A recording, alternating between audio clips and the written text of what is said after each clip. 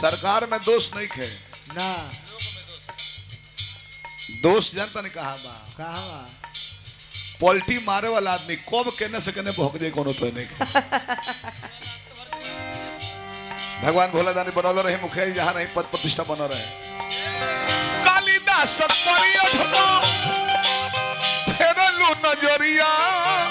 जवने पर बैठल रहले काटत रहले डढ़िया। हे माई तार कृपा हो अनारी के ज्ञानी बनावेलू तू ही अनारी के ज्ञानी बनावेलू तू ही लड़का के लाज के बचावेलू तू ही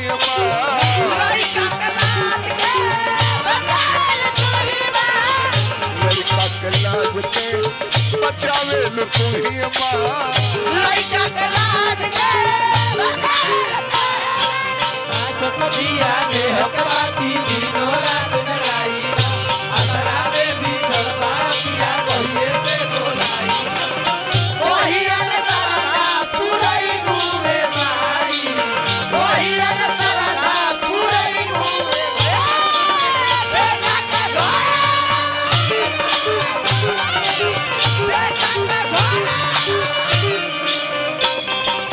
आज दिया ने हकवाती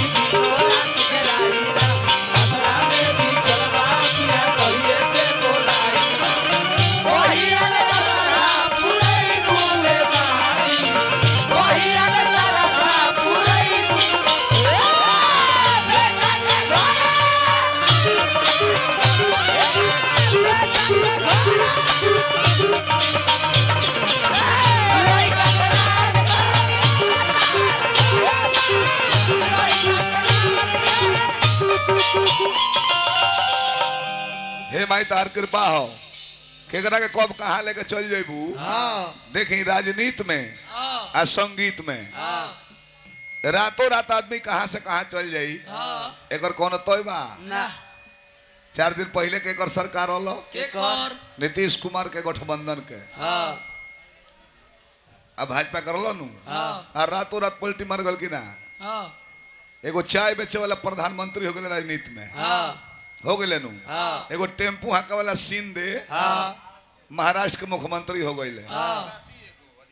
एगो आदिवासी राष्ट्रपति हो गई द्रौपदी मुर्मू मुर्मू है कि कुरमुर है कौन दोनों को है राजनीति में रातों रात कहाँ चल जाए कौन तो नहीं नौकरी में ना सिपाही बड़ा का हो हवलदार दरोगा अब सिपाही से मेजर नानू हो जाइबो ना ना ना डीएम नानू हो जाइबो ना आई लाइन ऐसा राजनीति संगीत रातों रात कहाँ चल जाइबो संगीत में देखी खेसारी लाल यादव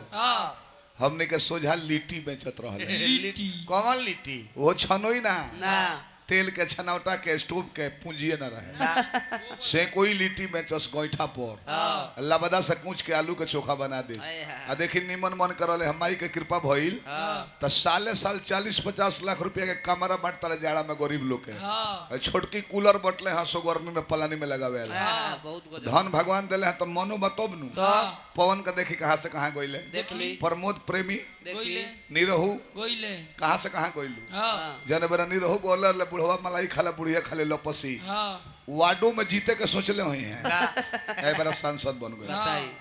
तो राजनीति और संगीत ऐसा रातों रात कहाँ लेके चल जाई कोनो तो नहीं खा बिगाड़ दी हैं तो बर्बादो को दिली माई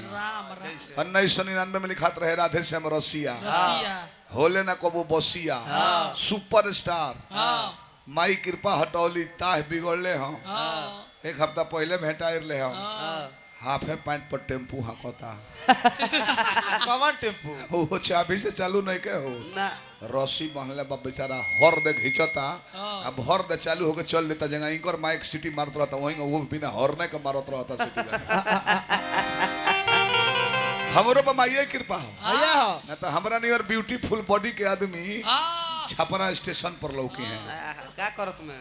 सिक्का बटोरत में अल्लाह के नाम पे दे देता अब माई के कृपा बारवा सब बुलावता नहीं रोज रोज बरसातों में चलता हिंको पर माई कृपा हो ना तो जब आवाज बोले लेनू तो सूतल आदमी जाग जाए कि कहाँ बेसुरा के हो चिल्ला रहल बा कैसे हमने के कहता जे हेलो ई कैसे माइक से करेले कैसे आलो रोज प्रोग्राम इको दिन खाली नहीं को दिनों में गाले तरह वही में इतना हिम्मती बाड़े दिनों में गाले तरह रातों में गाले तरह माई के कृपा है इनको पर चाहे हमरो भैया